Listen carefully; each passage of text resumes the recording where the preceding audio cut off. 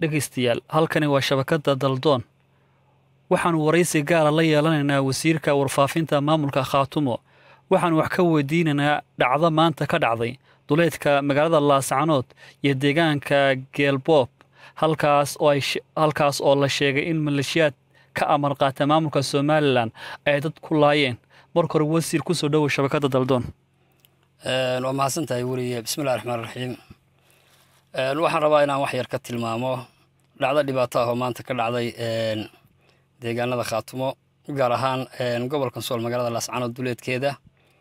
iyo duleedka magaalada Saaxdheer meel waqooyi bari kaga toosan oo la yiraahdo Geelboob sida aad la socotaanba waxaa in badan deegaanadeena hadda ka jira dhibaatooyin aan xaddi lahayn oo dhammaantoodba ay agaasimaan ama soo maamulaan maamuladan aan dariska nahay guul daraystay waxaa ka dhacday magaalada duleedka Laascaanood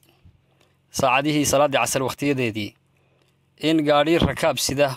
oo ah baabuurtan xamuulka ah in maleeshiya halka joogta duleedka Laascaanood ay ku xabadaysay halkaas waxaa ku geeriyooday nin Allah u naxariisto waxaa sidoo kale ku dhaawacmay oo dhaawacyo aan culays ahayn ama badnayn ay ku gaadheen laba nin iyo gabadh dhacdadaas oo markiiba isu rogtay habbeeleed waxay saamaysay deegaanka Geelboob oo markiiba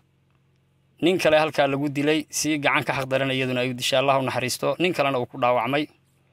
haddii arrintaa la soo koobo ama arrinta salka ku hayso la tilmaamo waxa ay noqonaysaa waxa jirtay arrin bishii Juun 12keedii ka dhacday deegaanka Dharkeengeeyo ay laba nin ku dhinteen oo runtii boog iyo caabuq nagu ahayd haddaan nahay maamulka Khaatumo iyo deegaan guud ahaanba deegaanada Khaatumo arrintaas oo haddeer waji fiican lahayd loo balansanaa 25 bisha in ay ergooyinku gogol u dhigay garad jaamac garad cali ay ku soo fadhiistaan waqti 9 maalmood oo ay ka harsanayd baa falkani ku soo beegmaya runtii waxaan oran karnaa falka halka ka dhacay ma ahayn tala beeleed looma aanayn karo tala qabiil kuwa jawaabta khaldan ee dhiigga kala galayna may ahayn kuwa dadka iyo deegaanka iyo oosha u daneeyay waxay ahayn kuwa dad dulmi sameeyay iyaguna u sii gargaaray waxaan oran karnaa ilaa iyo maalintii laga soo qaxay Taleex ilaa maanta aan joogno waxa la isku dayay oo geed dheer iyo geed gaabanba loo fuulay sidii maamulka halka ka curtay loo saqiirin lahaa ee uu halka ugu baabi'i lahaa war ma dhacayso lagu guulaysan maayo mabda ayaga iyo waxa aanu rumaysanahay way ka ballaaran tahay qof 6 meel ku wada dhinta ku habsaami mayno waxna yeeli mayso wixii aanu ka qaban karno waanu ka qabanaynaa fadhigii golaha wasiirada waxa ka soo baxay dadkii tacsiyahaasi ku dhaceen ama geeridaas ku dhacdayna inaanu u tacsiyeyno hawshuna khasaaruhuna halka uu taagan yahay buu ugu hawleer yahay lagu xakameeyo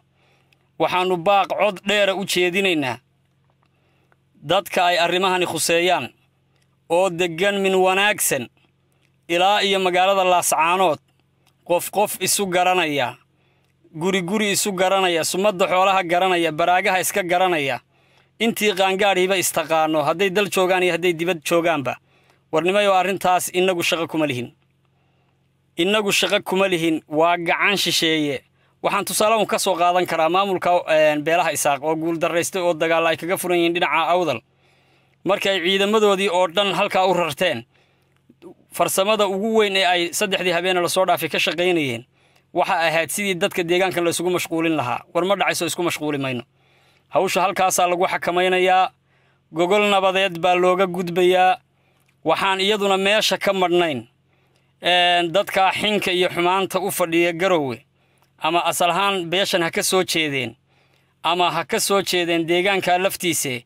waagi bariye qoraxdii dhacdaba sidii dhagar loogu geysan lahaa dadkan iyo wada jirkood iyo waxa ay sameysteen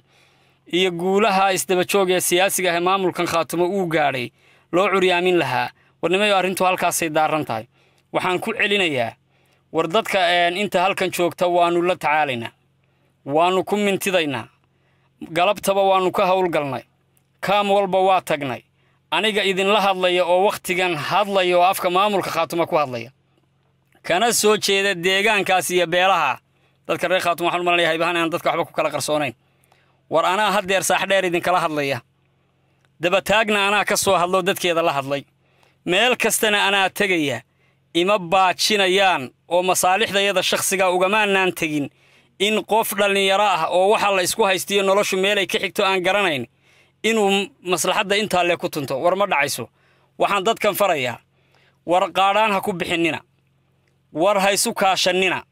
war fikrad xun ha qaadannina waxa aad iska taagtaan war jiritaankeennii ummadnimaa halis ku jirta dhulkan sidaynu u degganaan lahayn baa isweyddiin mudan maanta ma nihin kuwii ku mashquuli lahaa falalka noocaasa dhibaatadu way jiri jirtay waa la isdili jiray way dhici doontaa way dhici jirtay inta joogta ayaa ku ceebaysan ama ku ammaanan siday wax uga qabtaan intaa ka bacdi oo ah ra'yiga aan ku matalayay maamulka aan ka midka ahay ee wasiirka ka ahay waxaan u soo jeedinayaa dadka reer Khaatume khaas ahaan qurba joogta ah war xasaradu gudaha iyo dibadday ku badan tahay waxaa xusid mudan dhacdadii taariikhiga ahayd 2004 beelaha halkan wada degan ay ka dhex martay oo dad dhowr iyo 10 tiradooda gaaraysa ay ku dhinteen doorkii foosha xumaaya qurba joogtooda ay ka qaadatay war deegaankiina idin hurran saad isugu kaashan lahaydeen inaad wax u qabataan idinma hurrana cid guuraysa meeshan ma jirto cid ilaahay dhamaynayana ma jirto haddii uu ku dhameeyo ilaah garasho ku dhiibo jawaab aan wanaag laga dhaxlayn laguma dheereeyo dadka halkan wada degan wanaagooda iyo nabadooda iyo isku noolaanshahooda dani ku jirtaa kuma jirto fariin garoow laga soo diray kuma jirto qori laga soo dhiibay iyo rasaas hargeysa laga soo dhiibay dhagartaas walaalayaal beelahan kamay suura gelin waa dhagar shisheeye halkaasaynu ku xakamaynaynaa aynu ka wada qayb qaadano intaas waa ra'yiga aan dawladda ku matalay ra'yigayga shakhsiga ah waxa weeye waxaan maqlayaa niman mar dhaw jir telefoon ku jiro la isimaanuna wardaadaan jiro xog ogaalnimo ilaa 19 cidi ima dheer deegaanada Khaatume qoobay qaadaba nin ogaabanahay nimanka isimada sheeganaya teleconference-ka inta shir telefoonka intay galeen leeyna hawsha ka qayb qaadano war nooma iman karaan nimanka garoowa ka yimi nooma iman karaan hawsha waxa ka qayb qaadan karo gacmihiisu nadiif yahay waa garaad maxamuud mashqare waa garaad cabdisalaam dadka qaarkii haday doonaan fikrad khaldan ha u qaateene nin garoowa joogo garaad Salmaan garaad maxamed la yiraahdaa ra'yigu doono khaldan ha qaato laakiin dadkan inay noolaadaan waa rabaa inay isdilaanna ma jecla ugaas Cabdilaahi hawsha faraha lama gali karo ina Ciise Nuur Cabdilaahi dabagooyana faraha lama gali karo waa nimanka isimada sheegta ee aan dadkan iyo dalkan midna rabin waxaan inta raacinayaa wiil bari garaad mar laga dhigay oo ina garaad Ismaaciila war hawshan isku bakhti afuufi maysid kuma qaado dadkan iyo nasabadan iyo deegaankan midna ma rabtid ha ku soo lugoyn annaga iyo laba hadaanu nahay maamulka Khaatumo iyo sama jeclaha beelaha halkan wada degan baa hawshaasi fudud oo qabow oo nabadgeliye ah oo aanu ka ilaalino xurguf iyo xagtin meel kale ka timi annaga ku xakamaynayna aad iyo aad baan idin salaamayaa warbixinteeduna intaas ay ku koobnayd. Wassalaamu calaykum waraxmatullaahi wabarakaatuh.